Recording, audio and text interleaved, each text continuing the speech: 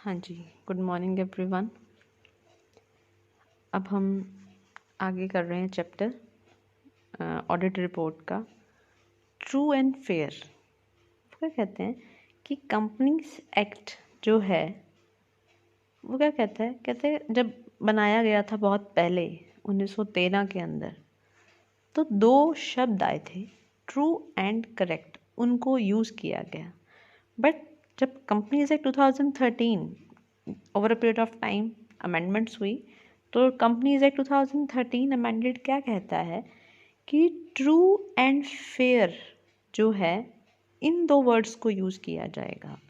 ठीक है, और वो कहता है कि जो अब ऐसा क्यों किया गया, कहता है जो हम पहले करेक्ट वर्ड यूज़ करते थे वो होता था यूज़ अर्थमेटिकल एक्यूरेसी के लिए। ठीक है, कि भाई जो डिजिट्स हैं वो प्रॉपर हैं या नहीं, अर्थमेटिकली जो है वो क्या है, काम एक्यूरेट होना चाहिए। लेकिन जब बात आती है फेयर की, तो फेयर का मतलब है कि एक्चुअल स्थिति की सही स्थिति में वो आंकड़े क्या है, स्थिति अनुसार वो सही है या नहीं। हमें सिर्फ डिजिट सही नहीं देखने की, डिजिट्स तो आप क्या है, एरर ऑफ ओमिशन हो जाए, ठीक है, एरर ऑफ कमीशन हो जाए, आप क्या कर रहे हो भाई, आंकड़े तो पूरे आते हैं, ट्रायल बैलेंस तो मैच होता है, तो आप उसे तो क्या बोलो कि भाई करेक्ट है, बट एक्चुअल स्थिति तो वो नहीं है ना। तो एक्चुअल पोजीशन का मतलब है फेयर होना। ठीक है, कि फेयर है या नहीं, जो पीछे अगर मान लो कोई भी अगर जो ये डिजिट है या जो ये आंकड़ा है इस ट्रांजैक्शन में, तो वाकई वो ट्रांजैक्शन उसी वैल्यू पर की गई थी या नहीं की गई थी। वही आपके वाउचर्स कुछ और बोल रहे हैं, आपके लेजर में कुछ और है, ट्रायल बैलेंस फिर भी मैच कर रहा है, ऐसा कैसे, तो कोई गड़बड़ी तो है ना। तो it means that accounts should be fair and true. ठीक है, तो यहाँ अर्थमेटिक एक्यूरेसी का यूज़ नहीं होगा, अब होगा कि एक्चुअल स्थिति क्या है, सही पोजीशन है या नहीं।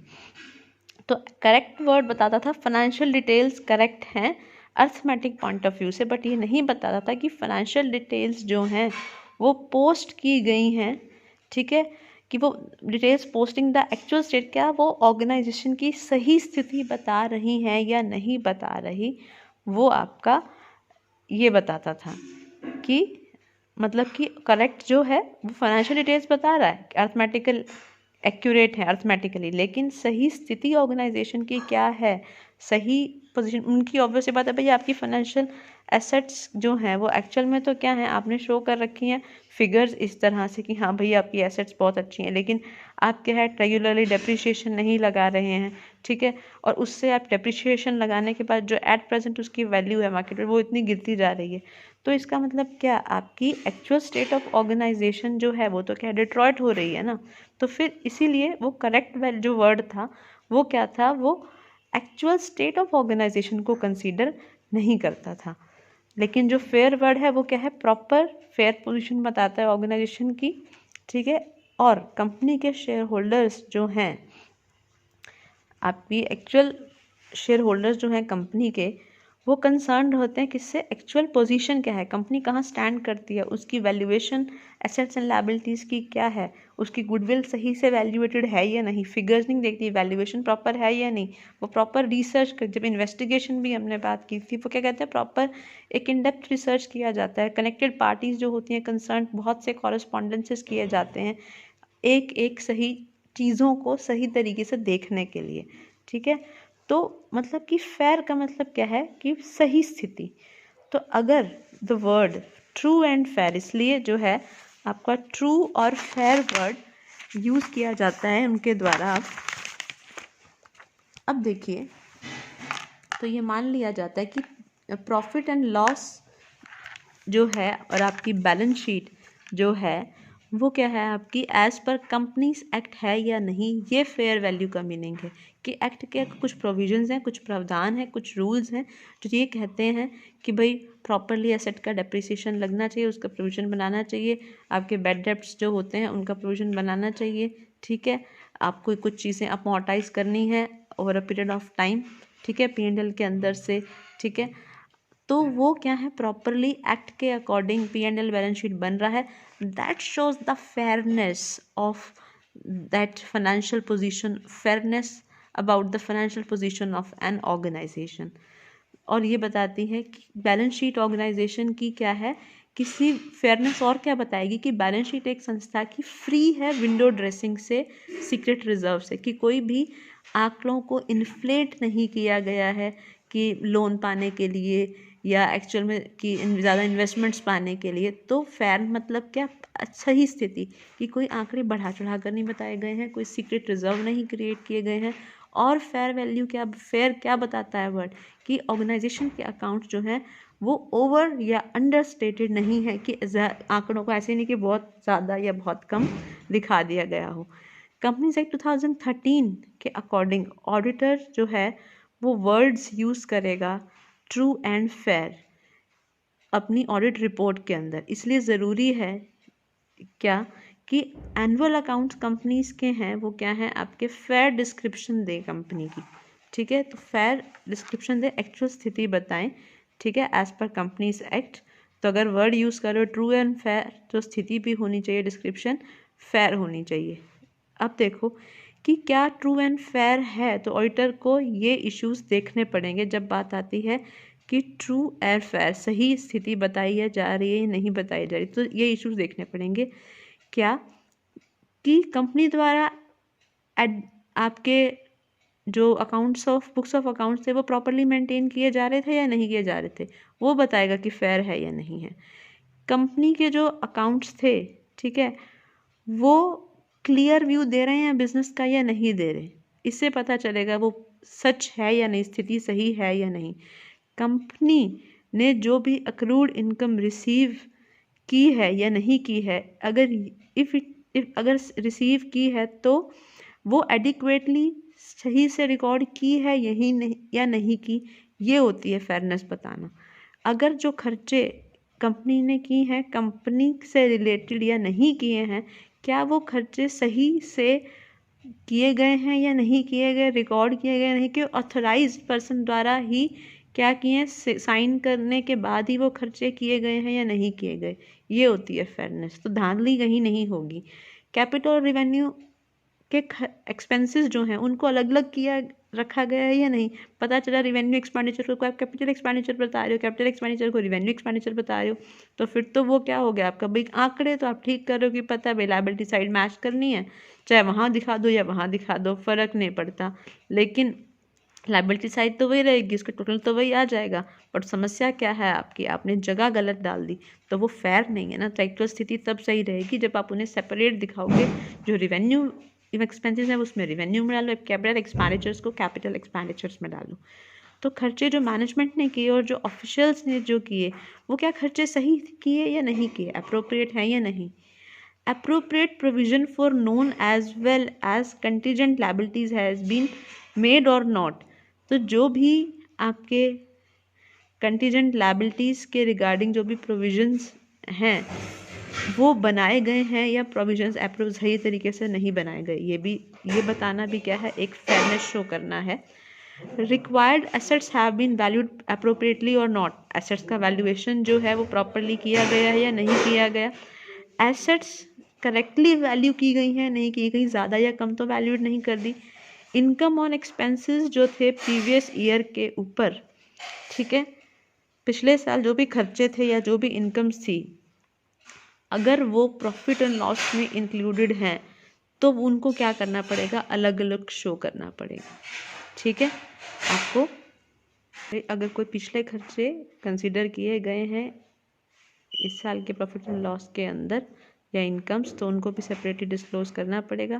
प्रॉफिट एंड लॉस या बैलेंस शीट जो है एंड अदर डॉक्यूमेंट्स जो हैं वो as per companies act rules and provisions के अकॉर्डिंग बने हैं या नहीं बने, ये होती है फेयरनेस बताना। तो जो भी है डिस्क्लोज करो सेपरेटली, पुराने इनकम खर्चे डाल रखे हैं सेपरेटली डिस्क्लोज करो। तो डिस्क्लोजर मतलब अकाउंटिंग स्टैंडर्ड्स कंपनीज के एक्ट के प्रोविजन एज़ पर रूल्स क्या हैं जब आप खाते बनाएंगे, that shows the fairness of report.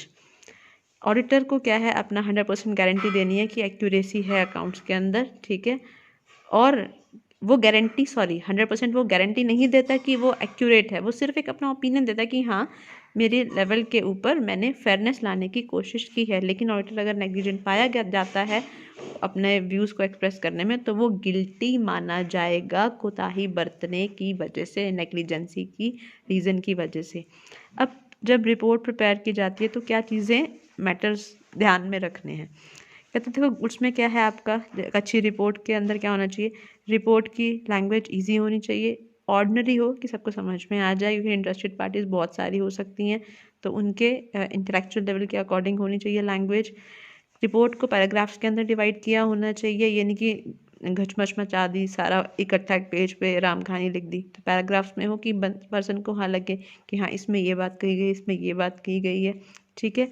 Report addressed होनी चाहिए उन लोगों को for whom the audit is, जिन लोगों के लिए ऑडिट किया गया है, कि मतलब कंपनी के जो रिपोर्ट जो होती है वो एड्रेस होनी चाहिए उनके मेंबर्स को, कि मेन ओनर्स हैं ना वो शेयर होल्डर्स, तो उनको एड्रेस करके बनानी चाहिए। ऑडिटर जो है उसे एडवाइस कोई तब तक नहीं देनी जब तक एडवाइस मांगी नहीं जाए, ठीक है। ऑडिटर को सारे डॉक्यूमेंट्स जो हैं उनको क्या है, सारे रेफ़र करने पड़ेंगे, जितनी डिटेल्स या डॉक्यूमेंट्स और कमेंट्स जो भी ऑडिट के दौरान उसने यूज़ किए हैं, तो वो सारे रेफरेंस जो हैं उन सभी वो सारे डॉक्यूमेंट्स क्या करने पड़ेंगे, जितने भी रेफरेंस के रूप में डॉक्यूमेंट्स या डिटेल्स या कमेंट जो भी है, वो सारे क्या रेफरेंस के रूप में जो ऑडिट के रूप के टाइम पर उसने यूज़ किए हैं, ठीक है, डॉक्यूमेंट्स को, डिटेल्स को, वो सब का क्या है रेफरेंस देना पड़ेगा। या रेफरेंस के रूप में वो डॉक्यूमेंट्स क्या हैं, अगर किसी डिटेल्स के साथ या किसी फिगर्स के साथ वो अटैच करने हैं, तो वो क्या है एक साइन लगाकर वो उन्हें शो कर सकता है कि भाई ये आपका क्या है एक रेफरेंस है, ठीक है। इन case of qualified report, qualification should be mentioned very clearly. ये भी आगे आपका आएगा कि what is qualified report and what is unqualified report. कहता है अगर क्वालिफाइड रिपोर्ट है तो क्वालिफिकेशन जो है वो प्रॉपरली मेंशन होगी very clearly. Report should be imparted and unbiased. कहते हैं रिपोर्ट जो है वो पक्षपातपूर्ण नहीं होनी चाहिए, निष्पक्ष होनी चाहिए, ठीक है। और मिस्टेक्स जो है बुक्स ऑफ अकाउंट्स के अंदर क्लियरली आप बताएं कि ये मिस्टेक्स हैं। क्रिटिसिज्म जो है रिपोर्ट का, द क्रिटिसिज्म जो भी रिपोर्ट में को क्रिटिसाइज़ किया जा रहा है कुछ, तो वो इस तरह से नहीं होना चाहिए कि वो किसी पर्टिकुलर पर्सन के लिए हानिकारक हो, कुछ हार्मफुल हो, ठीक है। तो ऐसे क्रिटिसाइज़ नहीं करना किसी को हार्मफुल वे में। रिपोर्ट जो है वो क्या है ब्रीफ, शॉर्ट होनी चाहिए, कंसाइज होनी चाहिए, बिना किसी इम्पॉर्टेंट फैक्ट को भुलाए। मतलब हर फैक्ट जो है सबूत या हर एक तथ्य, ज़रूरी तथ्य उसमें प्रेजेंट हो, लेकिन शॉर्ट होनी चाहिए, कंसाइज होनी चाहिए वो रिपोर्ट, यानी कि लंबा बहुत सारा लाइक रामायण लिख दी। It is not desirable to use words having more than one meaning. वो कहता है कि ऑब्वियस सी बात है कि आपको सिर्फ एक ही शब्द यूज़ करना है, तो आपको बार बार क्या है जिनके एक से ज़्यादा मीनिंग निकलते हों वो रिपोर्ट में ऐसे वर्ड्स को यूज़ नहीं करना। तो उसको क्या है बहुत ज़्यादा से क्या है ओवर नहीं दिखानी रिपोर्ट बनाकर। At the end of report जब बन जाती है, सिग्नेचर करना है ऑडिटर को लेफ्ट हैंड साइड के ऊपर, और वर्ड चार्टर्ड अकाउंटेंट CA जो है वो उसे पूरा नीचे लिखना है, पूरा लिखेगा चार्टर्ड अकाउंटेंट। और राइट हैंड साइड में at the end of report वो जहाँ ऑडिट की है उसने जहाँ पर वो प्लेस और उस डेट को मेंशन करेगा, ठीक है, रिपोर्ट के एंड में राइट हैंड साइड पे। अब देखो टाइप ऑफ ऑडिट रिपोर्ट्स। अब क्या कहता है कि ऑडिट रिपोर्ट्स भी कई तरह की हैं। क्लासिफिकेशन किया गया है ऑडिट रिपोर्ट्स का according to work and according to nature. कहते हैं पहले आती है according to work, partial report, interim report, final report. कहते हैं पार्शियल रिपोर्ट अगर क्या है एक ऑडिटर जो अगर ऑडिटर जो है वो सारे अकाउंट्स को वेरीफाई करने के लिए अपॉइंट नहीं किया गया, लेकिन कुछ बुक ऑफ अकाउंट्स को वेरीफाई करने के लिए अपॉइंट किया गया है, ठीक है, तो वो ऑडिटर जो रिपोर्ट बनाता है दैट इज़ पार्शियल रिपोर्ट, ठीक है। और जब ये रिपोर्ट वो बनाएगा तो उसको इस ध्यान में रखना है अपने माइंड में कि that report should not take it as a full, की जो रिपोर्ट है वो एक फुल रिपोर्ट के रूप में ना पढ़ी जाए, ठीक है। तो ये क्या है ये जो रिपोर्ट है ऑडिटर को क्लियरली ये क्लियरली शो करना है कि जो उसे अपॉइंट किया गया है वो पार्शियल वेरिफिकेशन के लिए अपॉइंट किया गया और ये रिपोर्ट भी पार्शियल है। और अगर वो ये तथ्य नहीं बताता कि रिपोर्ट पार्शियल है तो उसे एक गिल्टी पाया जाएगा नेग्लिजेंसी के कंटेक्स्ट में कि ये नेग्लिजेंसी बरती, उसने बताया नहीं कि ये रिपोर्ट पार्शियल है और उसके बेसिस के ऊपर कोई राय बना रहा है अपनी और निर्णय ले रहा है, तो फिर वो निर्णय की वजह से उसे हार्म उठाना पड़े। ऑब्वियस सी बात है उसमें गलती तो फिर उस रिपोर्ट बनाने वाले की है कि भाई अपॉइंट ही पार्शियल रिपोर्ट बनाने के लिए हुआ था, तो कैसे आप ये नहीं बता रहे कि पार्शियल नहीं है, वो तो फुल मान लेगा ना जो पढ़ने वाला है।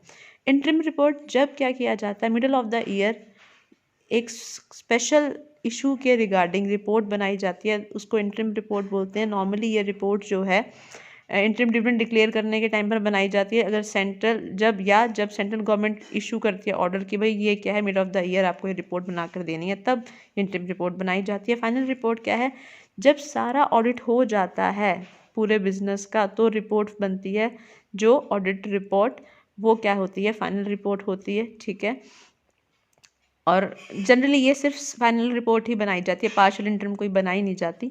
ठीक है, और ये बहुत ज़रूरी है आपकी फाइनल रिपोर्ट बनाना। ठीक है, और बहुत ध्यान से बनाई जाती है, ये रिपोर्ट बनाई जानी चाहिए। अब है, ये तो था काम के अकॉर्डिंग क्लासिफिकेशन वर्क का, क्लासिफिकेशन रिपोर्ट का। क्लासिफिकेशन अकॉर्डिंग टू नेचर, अब वो क्या कहते हैं कि नेचर के अकॉर्डिंग दो तरह की रिपोर्ट है, clean report and qualified report. कहते हैं क्लीन रिपोर्ट का मतलब क्या है कि जब सारे अकाउंट्स वेरीफाई कर लिए और इस निष्कर्ष पर आए कि जितने भी बुक्स ऑफ अकाउंट्स हैं वो प्रॉपरली मेंटेन किए जा रहे हैं और उसमें कोई भी मिस्टेक नहीं है, कोई भी फ्रॉड नहीं है, कोई भी इनएक्यूरेसी नहीं है, सब कुछ सही तरीके से मेंटेन किया गया है। ठीक है, और प्रॉफिट एंड लॉस जो भी शो किया गया है, फाइनेंशियल पोजीशन जो है वो सारी बैलेंस शीट के एज पर बैलेंस शीट जो है वो प्रॉपर फाइनेंशियल पोजीशन शो की गई है, सब कुछ करेक्ट है। इसका मतलब ऑडिटर के पास कोई कंप्लेन नहीं है, कोई शक नहीं है करने को। ठीक है, तो ये रिपोर्ट जो वो बना रहा है वो क्लीन रिपोर्ट है। ठीक है, इसको अनक्वालिफाइड रिपोर्ट भी बोल सकते हैं। ठीक है, अच्छा, तो वो इस तरह से बिजनेसमैन अकाउंट्स मेंटेन करता है ताकि एक क्लीन रिपोर्ट ही ऑब्टेन की जा सके ऑडिटर से।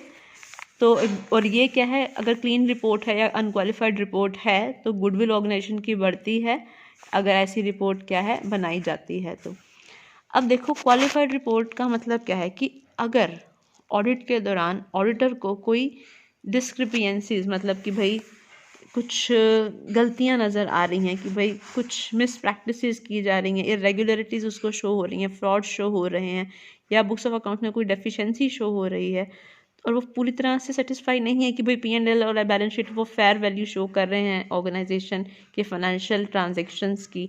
ठीक है, तो वो रिपोर्ट में क्या करेगा, इसे लिखना चाहिए कि इन सभी पॉइंट्स को, ठीक है, कि भाई ये जो अकाउंट्स वगैरह बताए गए हैं ये क्या हैं, आपके इनएक्यूरेट हैं। तो ऑडिटर राइटिंग में राइटिंग दिस वो क्या करेगा, लिखेगा this is a qualification in itself, मतलब जो अगर ऑडिटर राइट कर दे कि ये क्या है, इनएडिक्वेट है, डिस्क्रिपियंसीज हैं इसके अंदर, तो वो ये लिखना ही अपने आप में क्या है, क्वालिफिकेशन है कि वो रिपोर्ट क्या है, सही नहीं है। यूँ कह सकते हो कि अनक्लीन कह सकते हो उसको। अब वो वर्ड अनक्लीन मेंशन नहीं किया गया स्पेसिफिकली, ठीक है, तो वो खुद ही लिख देता है अपने वर्ड्स में, तो वो क्या है, उसको एक क्वालिफाइड रिपोर्ट मान लिया जाएगा। विच मतलब जिस रिपोर्ट के अंदर क्वालिफिकेशंस हैं का मतलब क्या कि डिस्क्रिपेंसीज फाइंड आउट हुई हैं और वो ऑडिटर क्या है, उसे लग रहा है कि फ्रॉड है, माल प्रैक्टिसेस हैं, कुछ ना कुछ गड़बड़ है और वो सेटिस्फाइड नहीं है, तो उन्हें बोलेंगे क्वालिफिकेशन। तो उस रिपोर्ट को बोलेंगे जिसके अंदर ऐसी क्वालिफिकेशंस हैं यानी डिस्क्रिपेंसीज हैं, तो वो कहलाएगी क्वालिफाइड रिपोर्ट। ठीक है, वो क्या है, इसका मतलब वो सर्टिफाई नहीं करती कि अकाउंट्स जो हैं वो ट्रूथफुल हैं या सही हैं। ठीक है, हर ऑडिटर को इन्फॉर्मेशन देनी पड़ेगी एक क्वालिफाइड रिपोर्ट के अंदर। Qualification should be shown together, वही बात है, कहता है कि अब वो इन्फॉर्मेशन क्या देनी पड़ेगी, qualification should be shown together. Report के अंदर वो सारी की सारी क्वालिफिकेशन यानी कि डिस्क्रिपेंसी, इरेगुलरिटीज उसे बतानी पड़ेंगी, और उन क्वालिफिकेशन यानी कि उन कोताहियों, इन इरेगुलरिटीज़ जो बरती हैं या इन डिस्क्रिपेंसीज हैं, जो भी गलत काम हुए हैं, ठीक है, और उन डिस्क्रिपेंसीज का फाइनेंशियल डिटेल्स के ऊपर क्या इफ़ेक्ट पड़ा है ये भी शो करना पड़ेगा, ठीक है, ये भी ध्यान में रखना बहुत ज़रूरी है। तो सब कुछ क्या है, मतलब सारी डिस्क्रिपेंसीज बतानी पड़ेंगी और उन डिस्क्रिपेंसीज का इफ़ेक्ट क्या पड़ा है आर्थिक स्थिति के ऊपर संस्था की, ठीक है, ये भी बताना पड़ेगा ऑडिटर को रिपोर्ट के अंदर, क्वालिफाइड रिपोर्ट के अंदर। रिपोर्ट के साथ क्वालिफिकेशंस यानी डिस्क्रिपेंसीज, मिस्टेक्स भी बतानी है। ये ज़रूरी हो जाता है ऑडिटर के लिए to issue qualified report in following cases. अब किन केसेस के अंदर क्वालिफाइड रिपोर्ट बनेगी, अगर डायरेक्टर या कोई और ऑफिसर वो इम्पॉर्टेंट इन्फॉर्मेशन या क्लैरिफिकेशन ऑडिटर को देने से मना कर देता है, तो ये क्या है, गड़बड़ी ही है ना, तो ये बताना पड़ेगा, ठीक है। अगर कंपनी क्या है वो नेसेसरी बुक्स जो है एज़ पर कंपनीज एक्ट नहीं बना रही है, अपने लेवल पर बना रही है, तो ये भी बताना पड़ेगा। अगर सही इन्फॉर्मेशन जो है वो ऑडिटर रिसीव नहीं कर रहा है, ऑडिटर जो है वो सही इन्फॉर्मेशन रिसीव नहीं कर रहा डिफरेंट ब्रांचेस से, ठीक है, जो उसने ऑडिट किया है उसे सही इन्फॉर्मेशन नहीं मिल रही, तो ये भी शो करना पड़ेगा। अगर जो भी रिपोर्ट है ऑडिट ऑफ जो भी अकाउंट्स का रिपोर्ट, जो भी अकाउंट्स का ऑडिट किया उनकी जो रिपोर्ट है, और ऑडिट ब्रांच का किया, कंपनी की ब्रांच का ऑडिटर, और क्या है किसी और ऑडिटर, अगर किसी ब्रांच का ऑडिट अकाउंट्स का किसी और ऑडिटर ने किया है, ठीक है, तो उसकी रिपोर्ट जो है वो ऑडिटर को नहीं दी गई है, तो ये भी बताना पड़ेगा कि भाई वो क्या उन्होंने तैयार किया था, क्या कंक्लूजन उस पर्सन ने दिया था उस ब्रांच के अकाउंट्स के रिगार्डिंग। बैलेंस शीट और प्रॉफिट एंड लॉस अगर अकाउंट्स ऑफ कंपनीज के अकॉर्डिंग नहीं बनाए गए तो भी क्या है ये बताना पड़ेगा। अगर balance sheet, profit and loss accounts जो हैं वो क्या है एज़ पर कंपनीज एक्ट जो हैं वो प्रॉपर डिस्क्लोज नहीं करते इन्फॉर्मेशंस। प्रोविजंस एक्ट कहते हैं कि हर चीज़ डिस्क्लोज करो, AS 1 कहता है, अकाउंटिंग स्टैंडर्ड 1 का डिस्क्लोज करो, और वो नहीं बता रहे बैलेंस शीट और profit and loss, her cheese disclosure नहीं कर रहे, तो वो भी क्या है उन्हें बताना पड़ेगा, ठीक है, कि ये भी तो क्या है अंडर क्वालिफिकेशन या डिस्क्रिपेंसीज के मतलब एक अनक्लीनलीनेस के संदर्भ में आता है, तो ये शो करना पड़ेगा रिपोर्ट के अंदर।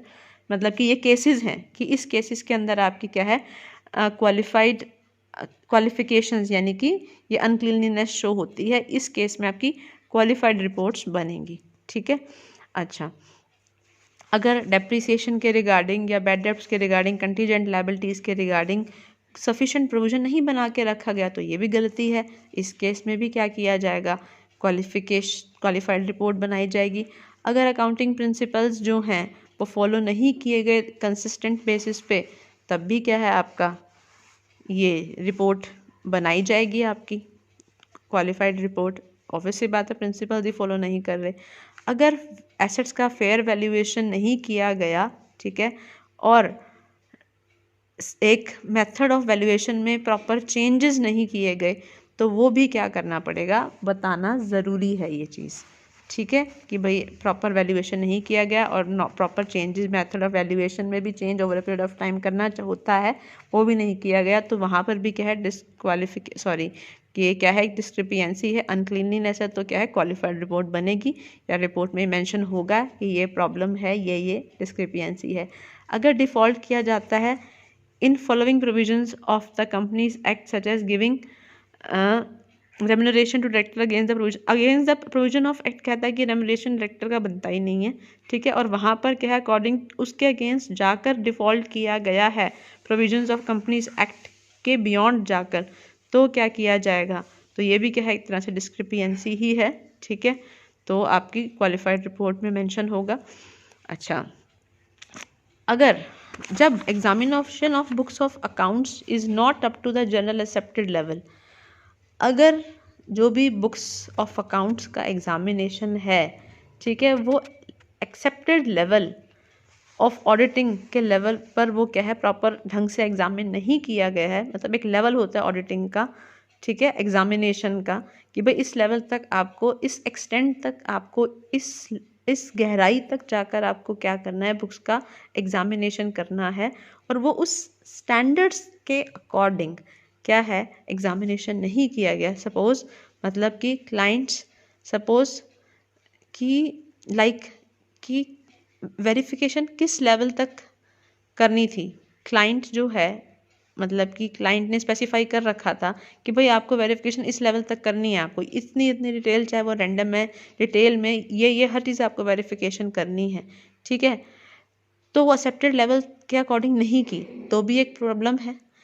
अगर स्टॉक्स जो थे as result of not keeping the stock records adequately, stock verify नहीं हो सका क्योंकि स्टॉक्स रिकॉर्ड प्रॉपरली नहीं रखे गए, तो वो एक्सेप्टेड लेवल तक नहीं आ पाया, तब भी प्रॉब्लम है। Adequate provision for internal control are not made, पहले से ही अगर गलती कंपनी के लेवल के ऊपर है, क्लाइंट ने ही स्पेसिफाई नहीं किया एक्सटेंट ऑफ वेरिफिकेशन, ठीक है, या तो अगर कर दिया तो उसके अकॉर्डिंग नहीं हुआ, या इंटरनल कंट्रोल सिस्टम जो था, प्रोविजंस जो थे वो उसके लिए एडिक्वेटली नहीं बनाए गए, तो क्या है वो क्या करना पड़ेगा, वो क्या है क्वालिफिकेशन क्वालिफाइड रिपोर्ट बनेगी वहाँ पर, ठीक है। इंटरनल कंट्रोल प्रॉपर नहीं किया गया। अगर फाइनेंशियल डिटेल्स जो हैं वो बिना बुक्स ऑफ अकाउंट्स के प्रिपेयर कर ली, तो इसका मतलब जनरल लेवल ऑफ था ऑडिटिंग का एक्सेप्टेबल, उसके अकॉर्डिंग एग्जामिनेशन बुक्स का नहीं हुआ है, ये भी प्रॉब्लम है। अगर सीक्रेट रिजर्व क्रिएट किया है, ये भी इशू है, ठीक है। तो ये सारी चीज़ें आएंगी जो क्या बताएंगी कि ये क्वालिफाइड रिपोर्ट है, मतलब अनक्लीन रिपोर्ट है। ये क्या है, इसमें इतनी डिस्क्रिपेंसी, इतनी इरेगुलरिटीज, इतने फ्रॉड्स हैं, ठीक है। तो नेक्स्ट पढ़ते हैं difference between clean and qualified report. सीधी सी बात है, अब तक पढ़ा चुके हैं तो आपको इतना पता चल ही गया होगा कि क्लीन रिपोर्ट क्या बताते हैं कि कोई क्या है कोताहियाँ, कोई डिस्क्रिपेंसीज, कुछ भी गड़बड़ियाँ नहीं है, फ्रॉड नहीं है बुक्स ऑफ अकाउंट्स में। और क्वालिफाइड रिपोर्ट क्या बताती है कि बहुत सारी डिस्क्रिपेंसीज और बहुत सारे फ्रॉड हैं इसके अंदर, रिपोर्ट आपकी बुक्स ऑफ अकाउंट्स के अंदर। क्लीन रिपोर्ट बताती है कि बैलेंस शीट और प्रॉफिट एंड लॉस अकाउंट जो हैं वो प्रॉपर, ट्रू और फेयर एक्चुअल क्या है स्थिति शो कर रहे हैं, कंपनीज की ट्रांजैक्शंस की सही एक्टिविटीज़ की जा रही हैं, वो ये बता रहे हैं P&L और बैलेंस शीट। और क्वालिफाइड रिपोर्ट क्या बताती है उसके बानिस्बत कि बैलेंस शीट और प्रॉफिट एंड लॉस जो हैं वो ट्रू और फेयर वैल्यू जो है कंपनी के एक्टिविटीज़ अफेयर्स की वो शो नहीं कर रहे हैं, ठीक है। Clean report does not have details of any qualification. तो क्लीन रिपोर्ट क्या बताती है कि कोई भी क्वालिफिकेशन की डिटेल्स नहीं है, मतलब sorry, does not have the details of any qualification, मतलब कि क्लीन रिपोर्ट ये बताती है कि हमारे पास कोई भी डिटेल्स नहीं है किसी डिस्क्रिपेंसीज की, क्योंकि हमारे पास कोई इरेगुलरिटी या डिस्क्रिपेंसी या मालफिकेंस या कोई फ्रॉड या डेफिशिएंसी हुई नहीं है। लेकिन क्वालिफाइड रिपोर्ट क्या बता रही है, वो सारी डिटेल्स बताएगी क्वालिफिकेशंस की, मतलब कि डिस्क्रिपेंसीज की, भाई हाँ ये सारे फ्रॉड हुए हैं, ये इरेगुलरिटीज़ हैं, ये डिस्क्रिपेंसीज हैं। क्लीन रिपोर्ट से आप ये पता कर सकते हो कि ऑडिटर सेटिस्फाइड है रिगार्डिंग बुक्स ऑफ अकाउंट्स के करेक्ट होने के। लेकिन क्वालिफाइड रिपोर्ट से ये पता चलता है कि ऑडिटर जो है वो सेटिस्फाइड नहीं है बुक्स ऑफ अकाउंट्स वेरीफाई करके। क्लीन रिपोर्ट गुडविल बढ़ा देगी बिजनेस की, क्योंकि कोई प्रॉब्लम्स ही नहीं है, तो जितने भी इन्वेस्टर्स हैं, क्रेडिटर्स हैं, जितने भी आपने पहले पार्टी इंटरेस्टेड पढ़ी, वो क्या होंगे, वो क्या रहेंगे कि भाई गुडविल बढ़ेगी उसकी कि हाँ बहुत क्लीन है, बिल्कुल कच्चा चिट्ठा बिल्कुल साफ है, क्लीन बहुत सही तरीके से चलाई गई है, ठीक है। लेकिन क्वालिफाइड रिपोर्ट से क्या हो जाएगी, गुडविल घटेगी और क्लीन रिपोर्ट से गुडविल बढ़ेगी, ठीक है। अच्छा, अब ये कुछ स्पेसिमेन देख लो अनक्वालिफाइड रिपोर्ट। अब देखो कि यहाँ पर बहादुरगढ़ अप्रैल 10, 2014 को रिपोर्ट बनाई गई है, मेंबर्स के को ही डेजिग्नेट की गई है कि ये कंपनी का नाम है, ठीक है, बहादुरगढ़ झज्जर की है, और बता भी थे कि कहाँ पर किस दिन और किस तारीख को क्या है वो बनाई गई है, और ये दे दिया कि कहाँ की है ये कंपनी। फिर लिखा है कि जेंटलमैन जिनको संबोधित कर रहे हैं मेंबर्स को कि हमने ऑडिट किया है या attached balance sheet Pratibha would limited या फूल लिमिटेड जो थी wool and would limited company की बैलेंस शीट की है, हमने चेक अटैच की है, अच्छा ऑडिट किया है, अटैच किया है बैलेंस शीट हमने, साथ ही ऑडिटेड रिपोर्ट, ये रिपोर्ट है, इसके साथ बैलेंस शीट P&L अटैच है इस would and wool Pratibha company जो है, इनका मार्च 2013 का 31 मार्च को हम मेंशन कर रहे हैं। कहते हैं और इस मतलब इस डेट के एंड पे, इस ईयर के एंड पर जो है वो क्या एनेक्स मतलब एनेक्जर के रूप में P&L भी क्या है वो भी हमने क्या है अटैच किया है, ठीक है। Did on that date and report that. अब वो कहते हैं अनक्वालिफाइड है ना, अनक्वालिफाइड का मतलब क्या था कि क्लीन रिपोर्ट, कि हमने सारी information explanation which is the best of our knowledge, अपने नॉलेज में सारी एक्सप्लेनेशन इन्फॉर्मेशन हमको क्या है मिल गई, ठीक है। और बिलीफ और नेसेसरी फॉर द जो भी हमें ऑडिट के लिए चाहिए थी वो हमें सारी मिल गई। हमारे ओपिनियन में books of accounts properly lawful तरीके से बनाए गए हैं कंपनी के द्वारा, ठीक है। और वो एग्जामिनेशन और क्या है वो सो फार इट, और ये हमारे बुक्स ऑफ एग्जामिनेशन से ही पता चल जाएगा कि हाँ ठीक है, और हमने एग्जामिन किया तो पता चल रहा है कि जो लॉफुल तरीके से बुक्स ऑफ अकाउंट्स बनाए गए हैं। P&L और बैलेंस शीट जो है वो क्या है dealt with by this reporter agreement with the books of accounts. वो कहते हैं बुक्स ऑफ अकाउंट्स के अकॉर्डिंग ही क्या है आपके जो लेजर्स वगैरह हैं, सारे जो भी बुक्स ऑफ अकाउंट्स हैं उनके अकॉर्डिंग ही P&L बैलेंस शीट बने हैं, तो कोई प्रॉब्लम नहीं है हमारे ओपिनियन से कि फाइनेंशियल स्टेटमेंट्स जो हैं वो अकाउंटिंग स्टैंडर्ड को कंप्लाई विद करती हैं, AS के अकॉर्डिंग ही बनी हुई हैं, रूल्स के अकॉर्डिंग बनी हुई हैं। हम ये रिपोर्ट करते हैं कि कोई भी डायरेक्टर डिस्क्वालीफाइड नहीं है, ठीक है, 31 मार्च 2013 तक from being appointed as director. तो ऐसा कोई पर्सन नहीं है जिसको ऐसे डिस्क्वालीफाइड और डायरेक्टर अपॉइंट कर दिया गया हो। हमारे ओपिनियन में कि हमारी to the best of our information according to the explanation जो भी हमें अकाउंट्स के रिगार्डिंग हमें जो दी गई थी, ठीक है, वो क्या है एज पर कंपनीज एक्ट हमें इंफॉर्मेशन दी गई है इस तरीके से जो हम मान रहे हैं कि क्या है ट्रू एंड फेयर वैल्यू है। हम कहते हैं ना कि कभी ऑडिटर जो है वो 100% गारंटी नहीं देता, वो सिर्फ एक्सप्रेशन ऑफ ओपिनियन देता है, हमने पहले ही बात बोली थी, ठीक है।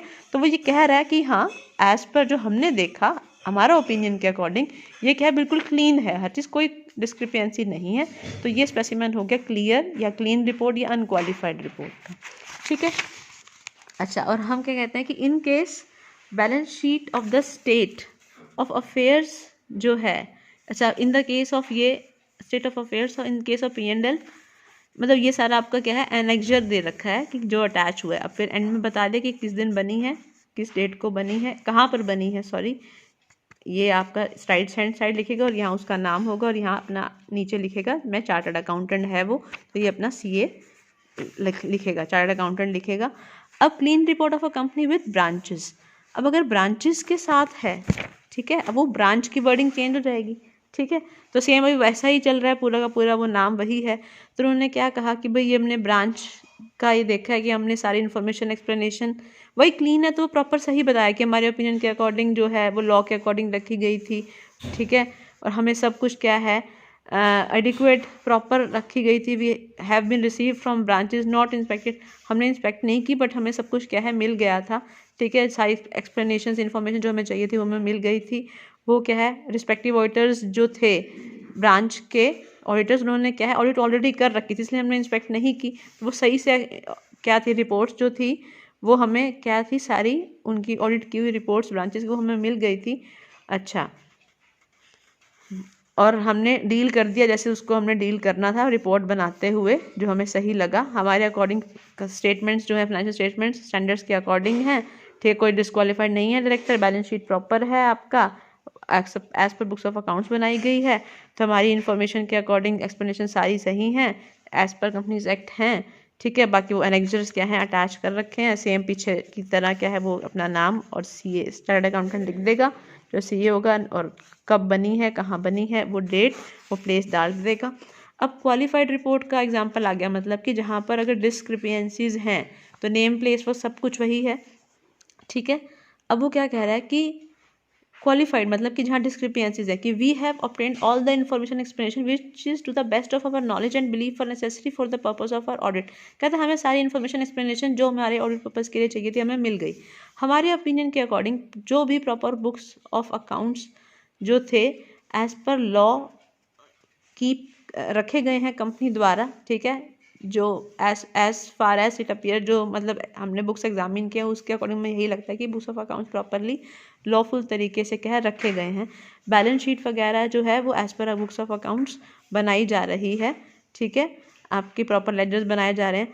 कहते हैं subject to the qualification given below in our opinion and to the best of our information according to the explanation, जो भी हमें बताई गई इन्फॉर्मेशन या एक्सप्लेनेशन दी गई, accounts give the information required by companies act in such manner so required, वो इस तरह से बता रही है वो इन्फॉर्मेशन और क्या है give a true fair value.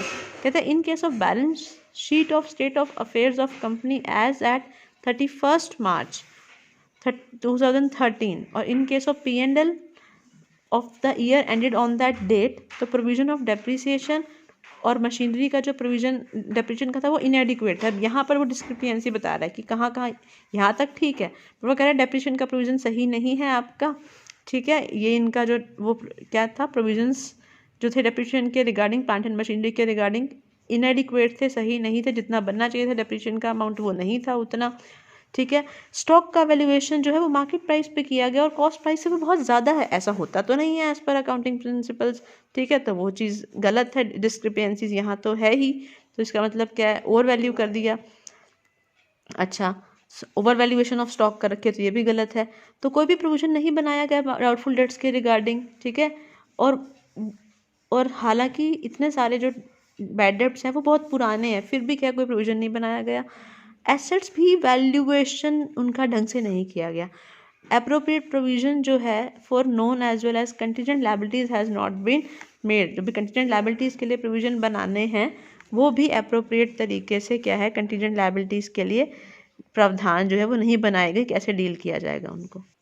हाँ जी, अब बात आती है ऑडिट सर्टिफिकेट्स की। कहते हैं कई बार क्या होता है स्पेसिफिक इन्फॉर्मेशन जो है ना वो इशू की जाती हैं, डिक्लेयर किए जाते हैं एक सर्टिफिकेट की फॉर्म में, ठीक है। तो ऑडिटर का ये एक रिस्पॉन्सिबिलिटी है क्या कि them is much more direct responsibility है उनकी कि सर्टिफिकेट अगर जिन सिचुएशंस के अंदर यूज़ हो रहा है where the auditor wants to show the existence and truthfulness of certain issues, भाई अगर मान लो कुछ मुद्दों के ऊपर ऑडिटर को क्या है प्रॉपर ट्रूथफुलनेस चाहिए उस पर्टिकुलर मुद्दों के अंदर, ठीक है, तो वहाँ पर उन सिचुएशंस में सर्टिफिकेट क्या है ऑडिटर को इशू करना पड़ेगा, वो डिक्लेरेशन देनी पड़ेगी सर्टिफाइड फॉर्म में, सर्टिफिकेट की फॉर्म में। तो सर्टिफिकेट एक तरह से एविडेंस है जो एब्सोल्यूट ट्रूथ बता रहा है किसी मुद्दे के बारे में या किसी सर्कमस्टांस या परिस्थिति के बारे में, ठीक है, तो ज़रूरी है इशू करना audit certificate.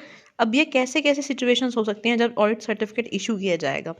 For statutory report, कहता है स्टैट्यूटरी रिपोर्ट के अंदर क्या होता है एक ऑडिटर सर्टिफिकेट ज़रूरी होता है for the number of shares, ठीक है, कि कितने नंबर ऑफ शेयर्स हैं, तो वो एक ऑडिटेड सर्टिफिकेट ज़रूरी होता है। ये वैधानिक जो रिपोर्ट होती हैं आपकी, तो अमाउंट रिसीव्ड ऑन दो शेयर्स, मतलब कि कितने शेयर्स इशू किए गए और कितना अमाउंट उन शेयर्स के ऊपर रिसीव किया गया और क्या रिसीप्ट्स क्या पेमेंट्स आई उसके कंसीडर रिगार्डिंग, वो क्या है स्टैट्यूटरी रिपोर्ट में ये सर्टिफिकेट ऑडिट सर्टिफिकेट देना होगा, ठीक है। विदाउट दिस एक स्टैट्यूटरी रिपोर्ट का कोई मीनिंग ही नहीं है, ठीक है।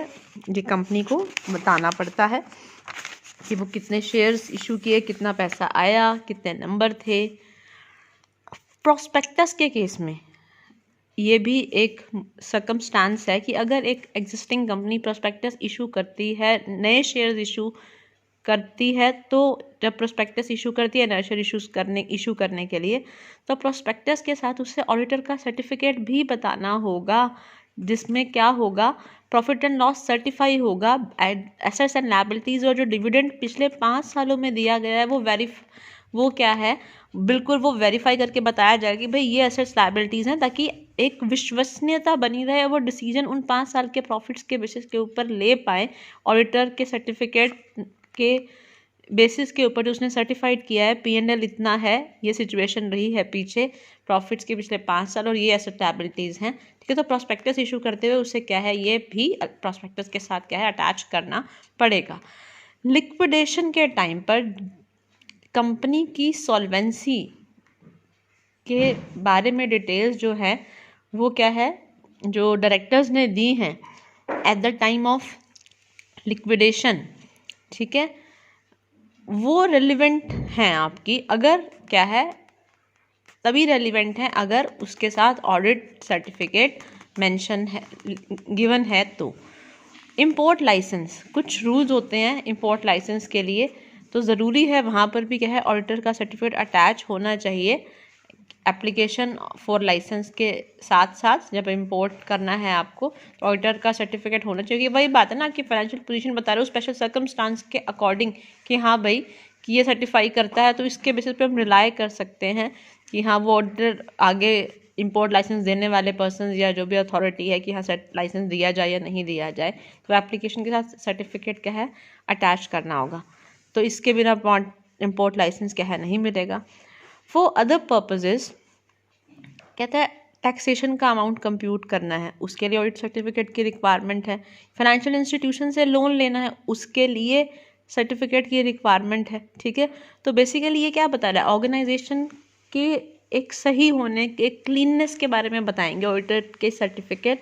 उसके बेसिस पे कंसर्न अथॉरिटीज उन सर्कमस्टांसेस के अंदर कि क्या ये सर्टिफिकेट शो कर रहा है अपना निर्णय ले पाएंगी, चाहे फिर वो गवर्नमेंट बॉडी हो चाहे फिर फाइनेंशियल इंस्टीट्यूशन हो, भी लोन देना है या नहीं देना है, तो वो अटैच करनी पड़ेगी हर एप्लीकेशन के साथ ऑडिटर की सर्टिफिकेट।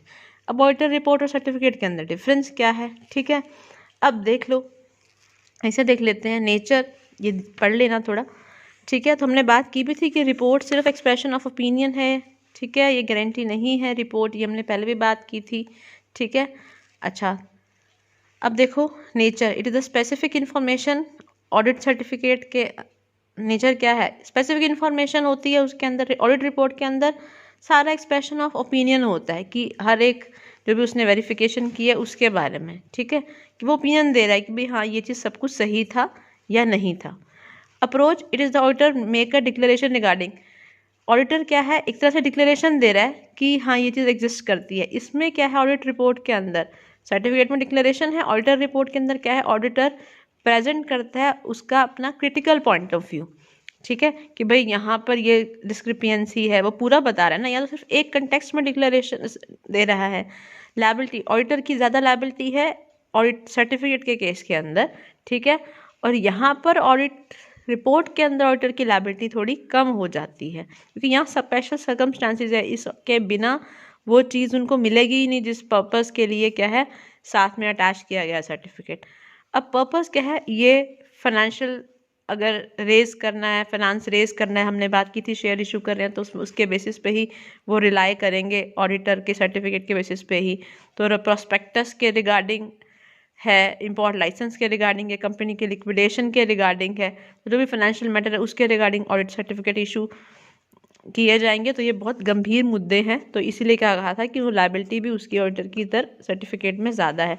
ऑडिट रिपोर्ट जो है वो क्या है, हर एक ऑडिट जब होता है हर साल दर साल, तो उसके बाद एक रिपोर्ट दी जाती है कि हाँ भाई ये क्लीननेस थी या नहीं थी, डिस्क्रिपेंसी थी या नहीं थी, ठीक है। तो example example section 26 is the main example, आपको सेक्शन गिवन होगा और इसमें भी 124 होगा आपका मेन एग्जाम्पल रिपोर्ट के रिगार्डिंग आपके एक्ट में, कंपनीज एक्ट में। अब ऑडिट सर्टिफिकेट का एक क्या दे रखा है, स्पेसिमेन दे रखा है, वो चीज़ सेम है आपकी कब बना, gentleman we certified as correct that part of our report so far as it relates the share, जो भी कंपनी शेयर अलॉट कर रही है, ठीक है, हमारे तरफ से, ठीक है, ये कैश रिसीव किया गया है इन शेयर्स के ऊपर और वेरियस रिसीप्ट्स एंड पेमेंट्स जो हैं आपकी, मतलब जो भी हमारा ये कहता है कि ये सर्टिफाई किया जाता है कि जो भी that part of report so far कि हमारा जो शेयर अलॉट किए गए हैं कंपनी द्वारा, कैश रिसीव किया गया है विद रिस्पेक्ट टू शेयर्स, और जो भी रिसीप्ट्स और पेमेंट्स जो भी हैं आपकी कंपनी की उसके रिगार्डिंग हम क्या है ये हमारा सर्टिफाई करते हैं कि हाँ ये चीज़ क्या है सही है, हमने रिसीव की है इस कंटेक्स्ट में। तो अपना साइन वगैरह चार्टर्ड अकाउंटेंट लिख देगा जहाँ बनाया है और जिस दिन बनाया है प्लेस एंड डेट वो मेंशन कर देगा। तो सिर्फ ये है इसके अंदर। सो ये चैप्टर कंप्लीट होता है। Thank you so much.